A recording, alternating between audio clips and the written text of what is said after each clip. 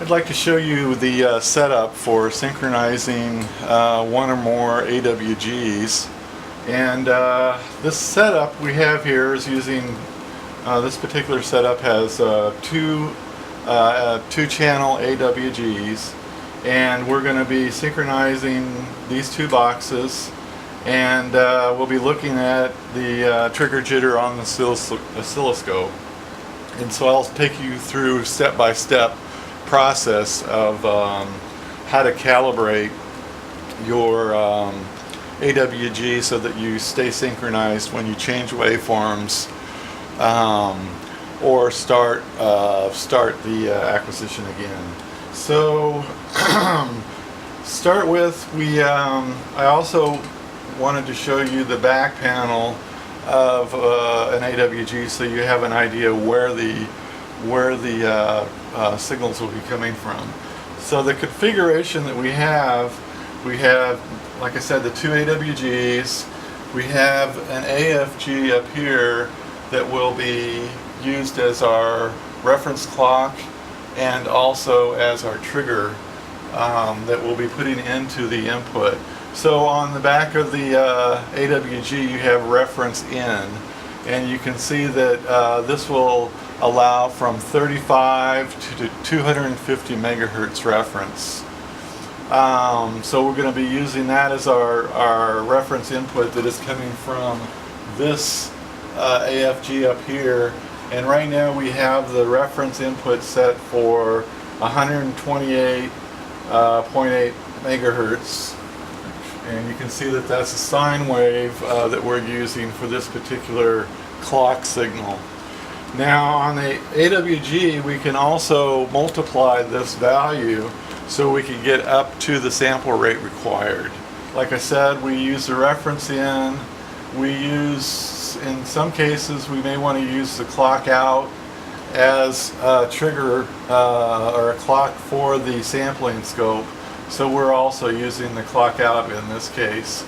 Other than that, the trigger in will be used by these two SMA, or actually we'll just use one SMA here for our trigger, and the trigger will be coming from this channel of the AFG. And if we look at that channel, we can see that it's just a pulse, and we'll use that as our trigger in order to guarantee that we're getting the trigger in synchronization with the reference clock. First of all, to set this up, we're going to start with the AFG. The AFG again is being used as our clock reference and also as our trigger source.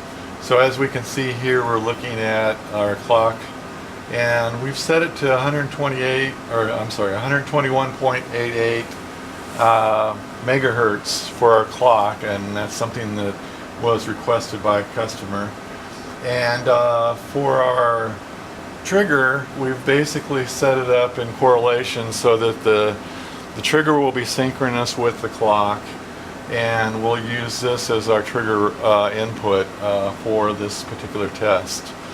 So the idea is that with each trigger, the two AWGs will be synchronized with the output of whatever output you would like to use for your testing.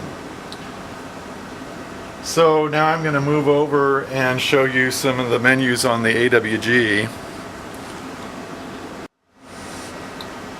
So first of all, we're going to go to our home setup here, and for the adjustment calibration we're going to just use a 4,800 length pulse basically. And you can see that we're also showing the markers here that we use for our sampling scope. And so we have both channels set up with the same signal. And in this case, we can provide this skew adjustment signal. It's a fairly basic pattern. And so we have loaded that waveform into both channel 1 and channel 2. So now as we go, and we've also set up our trigger input for the A trigger, and we've set up our run for triggered continuous. So the idea is that it will not start until we get a trigger. So right now I'm going to go ahead and turn off my trigger on the AFG until we're ready for that. And also I'm going to turn off my channel, or my AWG outputs, so we don't have an AWG output either. So in the next menu is our setup menu, and this basically allows you to turn on channel 1 and also set your amplitude. We really won't have to do anything in this particular menu.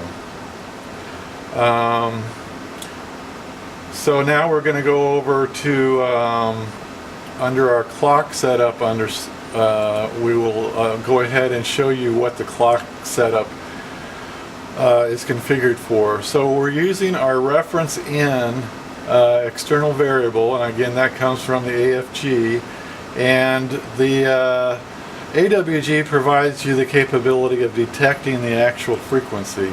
So we can go ahead and detect that, and indeed we're seeing the 128.88 megahertz as our clock frequency, and it did come back. We also turn on jitter reduction, and this just removes the chance that we're going to get a little bit more jitter. Now we use the multiplier to actually multiply up to the sample rate required. So in this case the sample rate is 24.38 gigasamples per second. Now we can also turn on the clock output, and we use this as our basically our clock for our sampling scope, so that we can synchronize our sampling scope with the AWGs. So that's basically the configuration in the clock setup. And now if we move over to trigger, basically we just need to set our trigger level. We have already set it for a trigger source, and we'll just leave the rest as default. We also want to make sure that we're in slow sync mode, and this allows us to have a wider window for our trigger, so that we don't run into trigger uncertainty issues. So it's very important that you use this slow sync mode whenever we're doing synchronization. When we're not synchronizing, then we recommend using the fast or async mode. So that's really basically the configuration to start the calibration. There really is nothing under the File Utilities menu. So at this point I'm going to set up the AWGs and get a trigger, and then we can start calibrating. And the calibration itself is under setup and under channels, and you can see this output adjustment on the bottom here, and we're going to output adjust all of the signal inputs. And right now it's been pre-configured so that we've changed the skew. I'm going to go ahead and change this back to 0 so that we're starting from scratch, and you can get a better idea of what we're trying to do here. So the idea is to put the AWGs into a ready state. So if we push the play button on the AWGs, they will be waiting for a trigger. So both AWGs are set up identically. There's no difference between the two at this point. So now both AWGs are waiting for a trigger, and you can see that the icon up here shows you that it's waiting for a trigger. Once it's running, that icon will show you that it's running. So now what I'm going to do is go ahead and send a trigger to the two AWGs with the AFG. And you can see that now we've triggered, and we are outputting on both AWGs. So I'm going to go ahead and start the calibration here in just a second.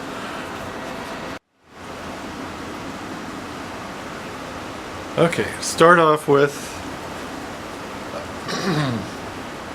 we're going to go ahead and arm the AWGs. So we've armed both AWGs. Now we're going to go ahead and send a trigger from the AFG. And you can see that the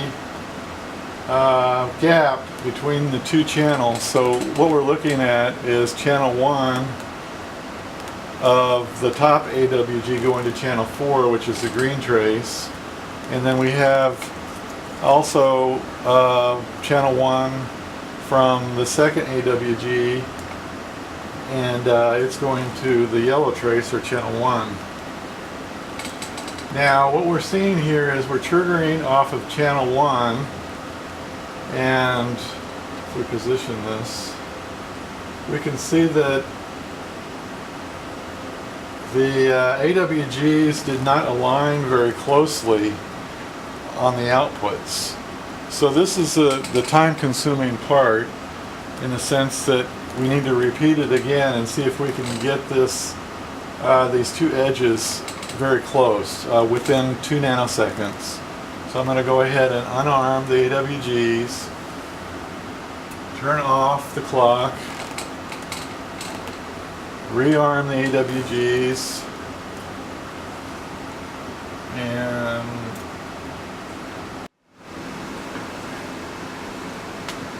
okay, now we're going to go ahead and adjust the phase on the AWGs in order to match the output channels on both AWGs.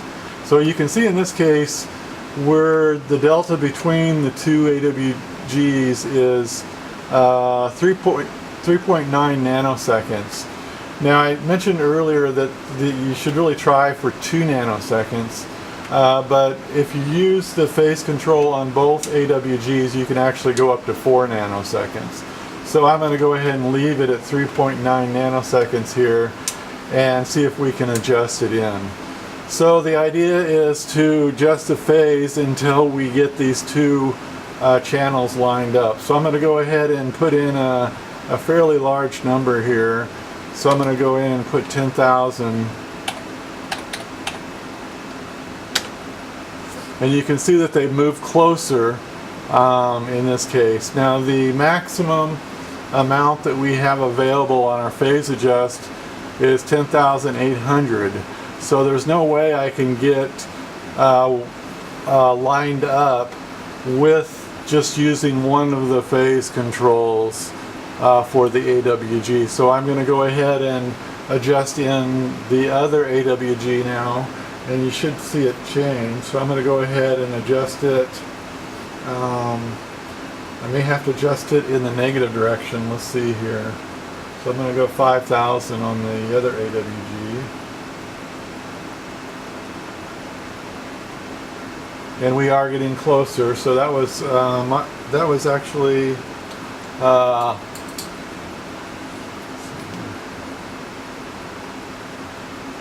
minus 5,000.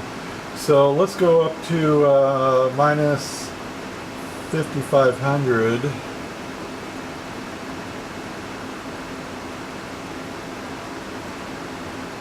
And so we're close enough now.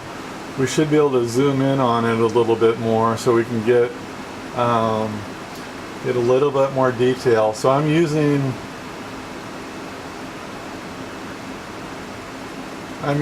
the adjustment here. That's going to take forever. So let's go up to minus 6,000 degrees.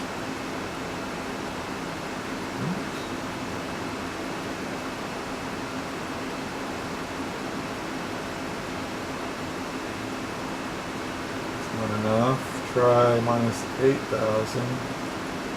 So this is kind of a hit and miss operation. Oops.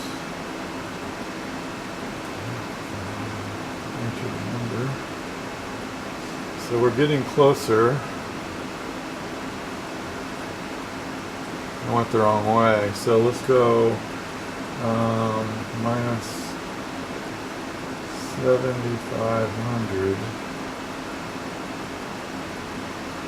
Now we should be able to adjust it in with the dial. So now I'm just dialing it in as close as I can get.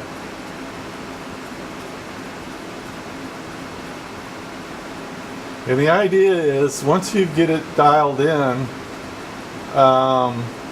then you shouldn't have to mess with this again, as long as you don't start the clock over again. So the idea is to make sure the clock is always running. So right now we're showing you the calibration waveform on both AWGs. So the next step would be to load in your particular waveform and make sure that it's synchronized.